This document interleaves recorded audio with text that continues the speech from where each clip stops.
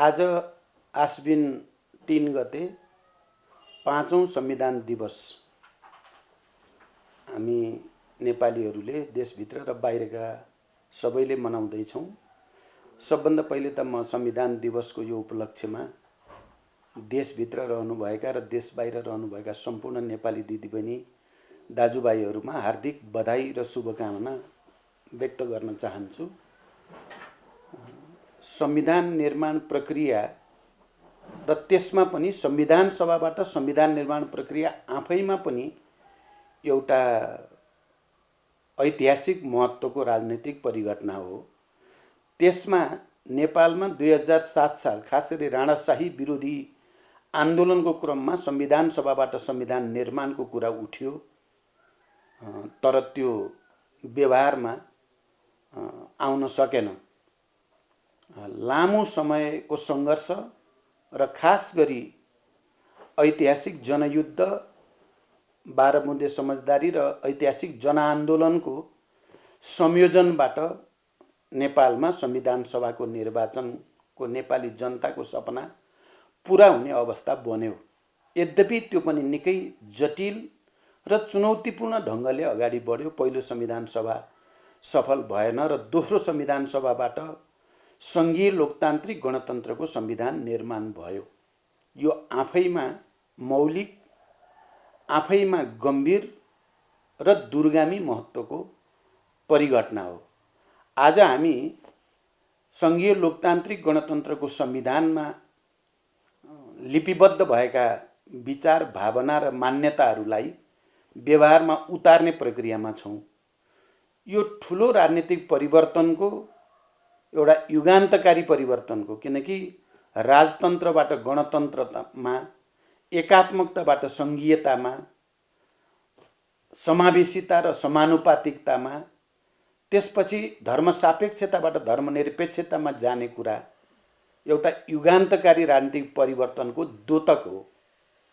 र यो प्रक्रियाको अपेक्षा के हो त भने नेपाल राष्ट्रको अझ बृहत्तर एकता, यसको राष्ट्रिय स्वाधीनता र आत्मसम्मानको वृद्धि, सुदृढीकरण र नेपाली जनताको समृद्धिको आकाङ्क्षा। नेपाली जनता सबै खाले शोषण, उत्पीडन, विभेद, अन्याय, अत्याचारबाट मुक्त एउटा नयाँ समाज निर्माणतिर जाने यसको अपेक्षा हो।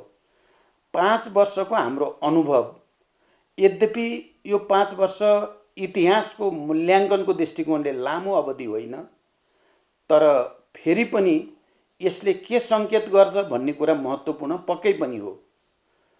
यो 5 वर्षमा संविधान घोषणा भयो अनि निर्वाचनको एउटा ऐतिहासिक प्रक्रियाको कुरा थियो, किनकि संविधान घोषणा भएपछि पनि निर्वाचन सम्पन्न हुने हो कि होइन भन्ने प्रश्न थियो। किनकि संविधान घोषणापछि देशका केही भागमा, मुख्यतः तराई मधेसमा आन्दोलनको र असन्तुष्टिको स्थिति थियो। त्यसलाई पनि सामेल गरेर निर्वाचनतिर जाने र सङ्घीय लोकतान्त्रिक गणतन्त्रलाई संस्थागत गर्ने चुनौती हाम्रो अगाडि थियो। हामीले त्यसलाई पार गऱ्यौँ। मलाई खुसी र गर्व पनि छ कि संविधान सभाको निर्वाचनमा देशलाई लैजानको निम्ति मेरै नेतृत्वमा सञ्चालित जनयुद्ध अनि त्यसपछि 7 राजनीतिक दल र तत्कालीन नेकपा माओवादीले गरेको 12 बुँदे समझदारी र ऐतिहासिक जनआन्दोलन हुँदै देश अन्ततः संविधान सभामा गयो। देश अन्ततः सङ्घीय लोकतान्त्रिक गणतन्त्रको घोषणा गर्ने ठाउँमा आइपुग्यो। यो कम गौरवको कुरा होइन आम नेपालीको लागि, र त्यसको निम्ति अनवरत सङ्घर्ष गर्ने र त्यसको नेतृत्व गर्ने पात्रको हैसियतले मलाई एउटा गर्वको अनुभूति पनि हुन्छ। अझ त्यो संविधान कार्यान्वयन गर्ने, मुख्यतः निर्वाचन प्रक्रियामा देशलाई लैजाने र राष्ट्रिय एकतालाई सुदृढ गर्ने कुरामा पनि मैले देशको र जनताको सेवा गर्ने मौका पाएँ र निर्वाचन प्रक्रियाको सुरुवात भयो। स्थानीय तहको निर्वाचन हुँदै प्रदेश र सङ्घसम्मको निर्वाचन भयो र एउटा फड्को हामीले हान्यौँ। त्यसपछि नेपाली जनताले चाहेको राजनीतिक स्थायित्व र आर्थिक विकास, समृद्धि, सामाजिक न्याय सबै उत्पीडित वर्ग, जाति, क्षेत्र, लिङ्ग, समुदायले समानताको अनुभूति गर्ने प्रक्रियाको आवश्यकता थियो र पक्कै पनि हामीले गठबन्धन वाम गठबन्धन गरेर निर्वाचनमा जाने र कम्युनिस्टका दुई ठुला घटकहरूको एकता गरेर देशमा कम्युनिस्ट पार्टीको नेतृत्वमा बहुमतको सरकार बनाउने प्रक्रियाको नेतृत्व गर्ने अवसर पनि मलाई जुर्यो। यो पनि आफैमा ऐतिहासिक महत्त्वको कुरा हो र नभन्दै नेपाली जनताले त्यो गठबन्धनलाई र पार्टीको यो एकतालाई सहस्र स्वीकार गर्यो, भरोसा गर्यो। हामीले अघि सारेको घोषणापत्र र त्यहाँ व्यक्त विचार भावनाहरूलाई नेपाली जनताले विश्वास गर्यो र झन्डै 2/3 बहुमतको दिएर हामीलाई राजनीतिक स्थायित्व र समृद्धिको नेतृत्व गर्ने अवसर प्रदान गर्यो। म नेपाली जनताको यो विवेकप्रति नतमस्तक हुन चाहन्छु र जनताप्रति हार्दिक बधाई र शुभकामना फेरि पनि व्यक्त गर्न चाहन्छु। साथसाथै यो बीचमा संविधानले निर्दिष्ट गरेका, चाहे त्यो मौलिक अधिकारसँग सम्बन्धित होस् या स्थानीय तह, प्रादेशिक तह र सङ्घीय संरचनासँग सम्बन्धित अनगिन्ती तपाईको ऐन बनाउने आवश्यकता थियो र कम्युनिस्ट पार्टीको नेतृत्वको यो सरकारले समयमा नै त्यस खालका ऐन बनाउने, अन्तर्राष्ट्रिय सम्बन्धहरूलाई सहज बनाउने, खास गरी छिमेकीहरूसँगको सम्बन्धलाई सुदृढ गर्ने कुरामा ध्यान पक्कै पनि दिएको छ। त्यसै गरी पूर्वाधार विकास र निर्माणमा पनि हामी अगाडि बढी नै राखेका छौँ। तर नेपाली जनताले हामीलाई अपार विश्वास गरेर मतदान गर्ने बेलामा जसरी अपेक्षा गरेका थिए निकै तीव्र गतिमा आर्थिक विकास हुनेछ, निकै तीव्र गतिमा सामाजिक न्याय कायम हुनेछ र समृद्धिको एउटा नयाँ दौरमा यात्रामा अब नेपाल तीव्र वेगमा अगाडि बढ्नेछ भन्ने अपेक्षा अझै पनि पुरा भएको छैन भन्ने जनगुनासो हामीले सुनेका छौँ। धेरै उतार चढावहरू पनि यसबीचमा भए। एकातिर स्वयं सरकारको नेतृत्व गर्ने पार्टीभित्र बहस विवादका कुरा, अर्कोतिर देश र दुनियाँमा संसारमा नै कोभिड-19 कोरोना भाइरसको महामारीका कारण एउटा अप्ठ्यारो र जटिल परिस्थिति पैदा भयो। फेरि पनि हामीले आफ्नो पार्टीभित्रको एकतालाई पनि नयाँ सिराबाट अगाडि बढाउँदै र कोरोनाका विरुद्ध सङ्घर्षलाई पनि अब अझ बढी प्रभावकारी बनाउने प्रतिबद्धताका साथ अहिले हामी अगाडि गइरहेका छौँ। संविधान दिवसको यो 5औं वर्षको उपलक्ष्यमा म आउने दिन अब हाम्रो पार्टीको नेतृत्वको सरकारको झन्डै 2.5 वर्ष समय अझै बाँकी छ। यो 2.5 वर्षमा जनताले अपेक्षा गरे अनुसार अझ व्यापक रूपमा विकास परियोजनाहरू अगाडि बढ्नेछन्। अझ राष्ट्रिय एकता र राष्ट्रिय स्वाधीनता अझ सुदृढ हुँदै जानेछ। किनकि राष्ट्रिय स्वाधीनताको दृष्टिकोणले, राष्ट्रिय एकताको दृष्टिकोणले यो बीचमा केही ऐतिहासिक कामहरू पक्कै पनि भएका छन्। हाम्रो सिमानाका समस्या समाधान गर्ने सन्दर्भमा हाम्रो भूगोललाई हामीले आफ्नो नक्सामा आबद्ध गरेर त्यो भूगोल फिर्ता गर्ने सङ्कल्प नेपाली जनताले, नेपालका सबै राजनीतिक दलहरूले, नागरिक समाज, बुद्धिजीवी सबैले पनि सङ्कल्प गरेको स्थिति छ। यो पक्कै पनि भोलिका दिनको लागि एउटा सुखद सङ्केत यसभित्र छ। त्यसकारण संविधान दिवसको यो ऐतिहासिक अवसरले हामी सबै नेपालीमा एकताको, शान्ति र समृद्धिको एउटा नयाँ सङ्कल्प लिने दिनका रूपमा यो अगाडि बढ्नेछ भन्ने म विश्वास व्यक्त गर्न चाहन्छु। त्यसै गरी राष्ट्रिय एकता, राष्ट्रिय स्वाधीनता, राष्ट्रिय आत्मसम्मानको अभिवृद्धि गर्न पनि संविधान दिवसको यो अवसरले हामी सबैलाई मद्दत गर्नेछ भन्ने विश्वास पनि म व्यक्त गर्न चाहन्छु। अन्तिममा फेरि एकचोटि संविधान दिवसको यो अवसर हामी नेपालीहरूको लागि, नेपालका राजनीतिक दलहरूको लागि, नागरिक समाजको लागि, पत्रकार, बुद्धिजीवी सबैका निम्ति पनि एउटा नयाँ सङ्कल्प गरेर देशलाई आर्थिक समृद्धिको र यो संविधानले परिकल्पना गरेको समाजवाद उन्मुख राज्यको कुरा जो गरिएको छ त्यो निकै नै ऐतिहासिक र महत्त्वपूर्ण छ। त्यो समाजवाद उन्मुख राज्य बनाउनको निम्ति, सुशासनको निम्ति सबै दृष्टिकोणले हामी समाजवादको भविष्य निर्माणको निम्ति सङ्कल्प गर्ने दिनको रूपमा यो रहनेछ। म आम नेपाली जनता र सबै राजनीतिक शक्तिहरू नागरिक समाज, पत्रकार, बुद्धिजीवी सबैमा पनि त्यसको निम्ति विशेष अपिल गर्न चाहन्छु। आउनुहोस्, हामी सबै एक हौँ, एक भएर राष्ट्रको एकता र जनताको समृद्धिको आकाङ्क्षा पूर्ति गर्नको निम्ति अगाडि बढौँ। संविधान दिवसले हामीलाई यही सन्देश दिन्छ भन्ने म विश्वास गर्छु। र यसको साथसाथै हामी सङ्घीय लोकतान्त्रिक गणतन्त्रको संविधानको 5औं वार्षिक दिवस मनाउँदै गर्दा यसका निम्ति त्याग, तपस्या र बलिदानका कीर्तिमान कायम गर्ने ती हजारौं शहीदहरू, हजारौं बेपत्ता योद्धाहरू अनि घाइते अपाङ्ग हजारौं क्रान्तिकारीहरू र नेपाली जनताका असल छोराछोरी सबैप्रति म हार्दिक श्रद्धाञ्जली र सम्मान व्यक्त गर्न चाहन्छु र उनीहरू सबैका परिवारजनप्रति हार्दिक संवेदना प्रकट गर्न चाहन्छु। संविधान दिवसले हामीलाई अझ अगाडि बढ्न, सामाजिक न्याय सहितको नयाँ समाज निर्माण गर्न उत्प्रेरणा दियोस् भन्ने कामना गर्दछु। धन्यवाद। आदरणीय नेपाली दाजुभाइ तथा दिदीबहिनीहरू, 7 सालदेखि नै हामीले प्रजातन्त्रको लागि लडेर आएको हो। 7 सालमै क्रान्तिपछि जनताले आफ्ना प्रतिनिधि मार्फत संविधान बनाउने घोषणा भएको हो। तर त्यसबेला हुन सकेन, राजाहरूले पनि सहयोग गरेन। यसमा हुँदा 15 सालको प्रजातान्त्रिक संविधान हामीले आयो। त्यस पछाडि पनि राजा महेन्द्रले सैनिकको बलमा कु गरेर फेरि चाहिँ हातमा शासन लियो। त्यस पछाडि धेरै लामो सङ्घर्ष पछाडि हामीले फेरि चाहिँ संविधान बनायौँ। कृष्ण भट्टराईको नेतृत्वमा नेपालको संविधान बन्यो। त्यो संविधान पनि चाहिँ राजालाई सही भएन।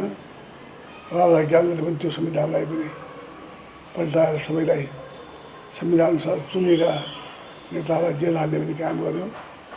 र प्रजातन्त्रको खिलाफमा गएपछि अन्तमा चाहिँ सबै मिलेर चाहिँ गणतन्त्र ल्याए। गणतन्त्र ल्याएर जनताले 7 सालमा जो हामीले पाएको अधिकार थियौँ, त्यो अधिकार चाहिँ जनताले आफ्ना प्रतिनिधि मार्फत संविधान बनाउने निर्णय गऱ्यौँ। त्यस आधारमा चाहिँ नेपालको संविधान बनेको छ। यो संविधान चाहिँ वास्तवमा भन्ने हो भने यो बढी से बढी समावेशी छ। बढी से बढी चाहिँ समानुपाती पनि छ। सबैलाई, जनजाति, आदिवासी, महिला, मधेसी सबैलाई चाहिँ अधिकार सम्पन्न गरेको छ। हिमाल, पहाड, मधेस सबैलाई चाहिँ अधिकार दिएको। कति ठाउँमा चाहिँ हिमालय जिल्लामा आरक्षण पनि गरेको छ। त्यसैले चाहिँ यो संविधान 100% पूर्णता नहोला तैपनि चाहिँ यो अत्यन्त राम्रो संविधान बनेको छ। तर यसको कार्यान्वयन ठुलो कुरा हो। यो कार्यान्वयन चाहिँ प्रजातन्त्रको पक्षमा हुनुपर्नेमा यो अहिले जो यो सरकार छ, यो सरकार छ, कम्युनिस्टको सरकार छ, तिनीहरूले चाहिँ फेरि यो प्रजातान्त्रिक अधिकार भएको यो उसमा चाहिँ ल्याएको उसमा चाहिँ फेरि चाहिँ यो जनताको अधिकारहरू खोज्ने काम गरेको छ। त्यस्ता चाहिँ बिलहरू ल्याउँदैछ। वाक तथा प्रकाशन स्वतन्त्रबाट अङ्कुश दबाउन खोजिरहेको छ भनेदेखिलाई टेलिफोन ट्यापिङ समेत गर्न खोजिएको छ। त्यस्तै चाहिँ अरू कामहरू पनि गर्न दिएको छैन। हुँदा चाहिँ यति ठुलो भ्रष्टाचार बढेको छ, त्यसको केही मतलबै छैन। त्यसैले चाहिँ यो सरकार जुन किसिमले चाहिँ माथि उठेर काम गर्नु पर्यो, यसले खालि आफ्नो दलको बाहेक संविधान, दलको कसरी समस्या गर्ने, दलको कसरी गर्ने बाहेक संविधानलाई चाहिँ जसरी चाहिँ संविधानको प्रति प्रतिबद्ध हुनुपर्ने हो त्यो चाहिँ भएको छैन। त्यसै कारण चाहिँ यो संविधानलाई चाहिँ जुन रूपमा यो चाहिँ यो प्रतिबद्ध प्रजातन्त्रको प्रति बनाउनु संविधानमा प्रतिबद्ध छ। तर त्यसको कार्यान्वयन सबभन्दा ठुलो कुरा हो। कार्यान्वयन कसको हातमा छ भन्दाखेरि कम्युनिस्ट पार्टीको हातमा कार्यान्वयन गर्ने हाम्रो हातमा धेरै कुरा छैन। कम्युनिस्टले चाहिँ नि प्रजातन्त्रको पक्षमा भन्दा पनि फेरि एकदलीय शासनबाट ल्याउन खोजेको देखिरहेको छ। त्यो चाहिँ डरलाग्दो कुरा हो। तर हाम्रो पार्टीले चाहिँ यो कुरा हुन दिने छैन। उसलाई लडिरहेछौँ भन्दै म नेपाली जनतालाई के विश्वास दिलाउन चाहन्छु भनेदेखिलाई यो संविधानको चाहिँ सबैको लागि यो संविधान हो। सबै आफू सबै जागरुक भएर संविधानको कार्यान्वयन चाहिँ नै मा चाहिँ जो प्रजातान्त्रिक अधिकारहरू छन् त्यसलाई खोज्नु खोजेको छ। अप्रजातान्त्रिक कानुनहरू ल्याउनु खोजिदिएको छ। हुँदाहुँदा चाहिँ यो टेलिफोन ट्यापिङ समेत गर्न खोजिदिएको छ। एकदमै प्रजातन्त्र विरोधी कुरा हो। त्यसैले चाहिँ मान्छेको प्राइभेट लाइफको पनि चाहिँ नि कुरा सुन्न सरकारले पाउँदैन। यस्ता कुरा गर्दाखेरि यो सरकार जुन रूपमा जानुपर्थ्यो त्यो गएको छैन। त्यसैले चाहिँ उनले चाहिँ नि प्रजातन्त्रको लागि जनताको लागि भन्दा पनि कम्युनिस्ट पार्टीका लागि संविधान आएको होइन। त्यस कारण चाहिँ हामी सबैले जागरुक हुनुपर्छ, सचेत हुनुपर्छ भन्ने अनुरोध गर्दै आफ्नो कुरा टुङ्ग्याउँछु। धन्यवाद। जय नेपाल। 5औं संविधान दिवसको सन्दर्भमा म सबैलाई हार्दिक शुभकामना व्यक्त गर्न चाहन्छु। नेपाली जनताले जनयुद्ध, मधेस आन्दोलन, जनजाति आन्दोलन, थारू आन्दोलन लगायतका विभिन्न आन्दोलनहरू र वैश्विक दृष्टिकोणको आन्दोलनको बलमा जुन संविधान सभा मार्फत संघीय लोकतान्त्रिक गणतन्त्रको संविधान इतिहासमा पहिलोपटक जारी गर्यो, यो एउटा ठुलो ऐतिहासिक परिघटना हो। यसमा हामी सबैले गर्व गर्नुपर्छ र यस क्रममा त्याग बलिदान गर्नुहुने सबै महान शहीदहरू, बेपत्ताजन, घाइतेहरू सबैप्रति म श्रद्धा सुमन प्रकट गर्न चाहन्छु। तर सँगसँगै संविधान भनेको कहिले पनि पूर्ण हुँदैन। यो संविधानका पनि महत्त्वपूर्ण अपूर्णताहरू छन्।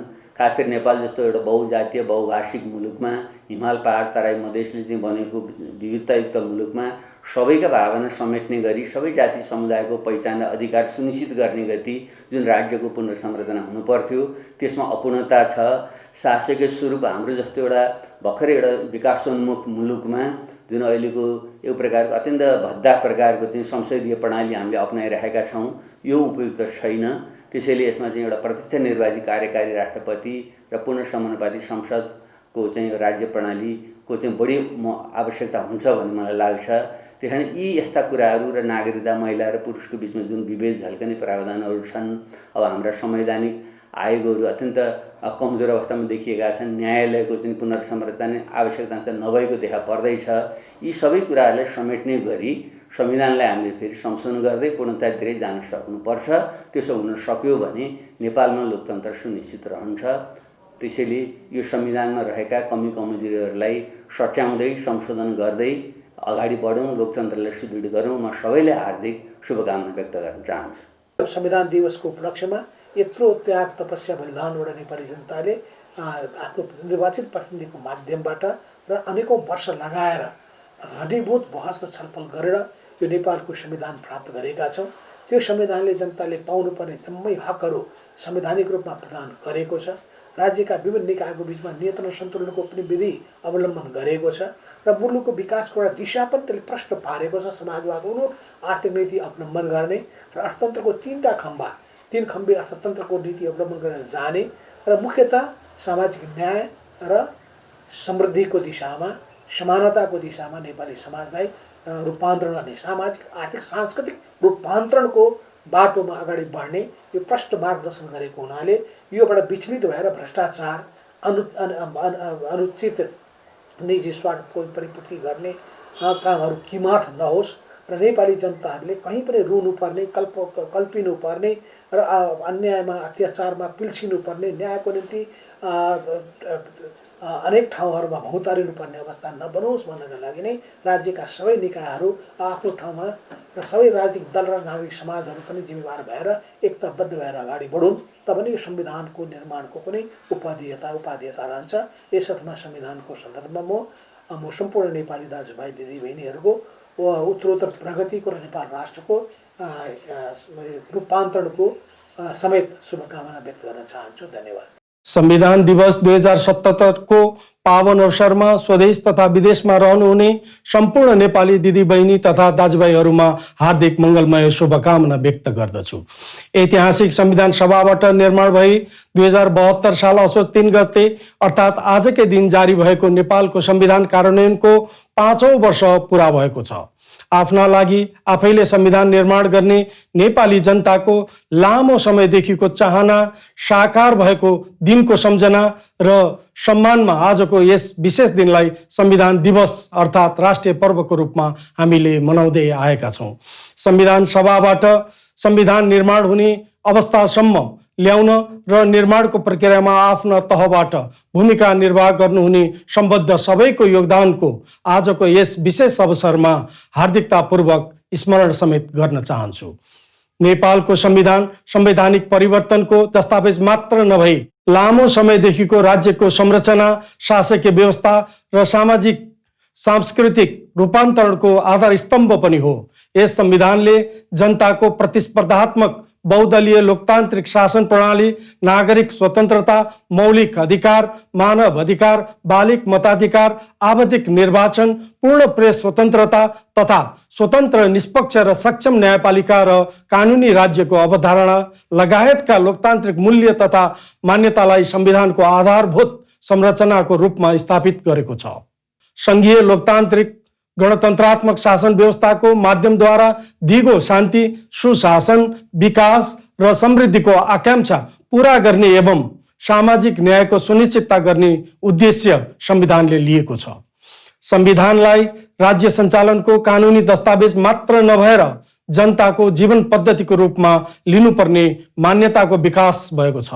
संविधानको प्रभावकारी कार्यान्वयन तथा नेपालको संविधानले प्रत्याभूत गरेका हक अधिकारको सुनिश्चितता गर्दै आम नागरिकको लामो समयदेखिको विकास र समृद्धिप्रतिको अभिलाषा पूरा गर्न एवं शासनको अनुभूति दिलाउन राज्यका सबै निकायहरूले आफ्नो तहबाट योगदान गर्न सक्नु पर्दछ।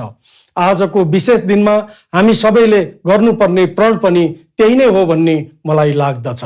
नेपालको संविधानले सुम्पिएको जिम्मेवारी र भूमिका प्रति संवेदनशील हुँदै छिटो, छरितो एवं प्रभावकारी न्याय सम्पादनको माध्यमबाट सबैलाई न्याय सुनिश्चित गर्न न्यायपालिका सदैव क्रियाशील रहँदै आएको छ। न्यायपालिकाको सुधारको विषयमा चासो सरकार र समसामयिक सुझावहरूलाई ग्रहण गर्दै सम्बोधनका लागि उपयुक्त पहल कदमी भएका छन्। न्यायपालिकाका काम, कारबाही एवं सुधारका प्रयासहरूप्रति विश्वस्त हुन पनि म सबैमा हार्दिक आग्रह गर्दछु। साथै आजको यस विशेष अवसरमा नेपालको संविधानले प्रत्याभूत गरेको स्वतन्त्र, निष्पक्ष र सक्षम न्यायपालिका तथा विधिको शासनको सुनिश्चितता गर्दै भरोसायोग्य न्याय प्रणालीको स्थापना र संविधानको कार्यान्वयनमा आफ्नो स्पष्ट प्रतिबद्धता समेत व्यक्त गर्दछु। विश्वव्यापी महामारीको रूपमा फैलिएको कोभिड-19 को कारण लामो समयदेखि हामीले कठिन परिस्थितिको सामना गरिरहेका छौँ। न्यायपालिका लगायत राज्यका सबै अङ्ग र निकायहरूका काम, कारबाहीहरू यसबाट प्रभावित भएका छन्। आम नागरिकका संविधान प्रदत्त हक अधिकार र आधारभूत सुविधाको प्राप्ति एवं न्यायको पहुँचमा कठिनाई उत्पन्न भएको छ। यस प्रकारको विषम परिस्थितिमा नयाँ आशा, नयाँ क्षितिज र अवसरको खोजी गर्दै संविधानको कार्यान्वयन गर्नुपर्ने दायित्व हाम्रो सामु छ। राज्यका सबै निकायहरूको त्यसतर्फको क्रियाशीलता, आपसी विश्वास, समन्वय र सहकार्यबाट नै आम नागरिकमा विश्वास र भरोसा जागृत हुन सक्दछ। आजको विशेष दिनले हामी सबैमा त्यस किसिमको ऊर्जा, हौसला र प्रेरणा प्रदान गर्नेछ भन्ने विश्वासका साथ संविधान दिवसको हार्दिक मङ्गलमय शुभकामना व्यक्त गर्दछु।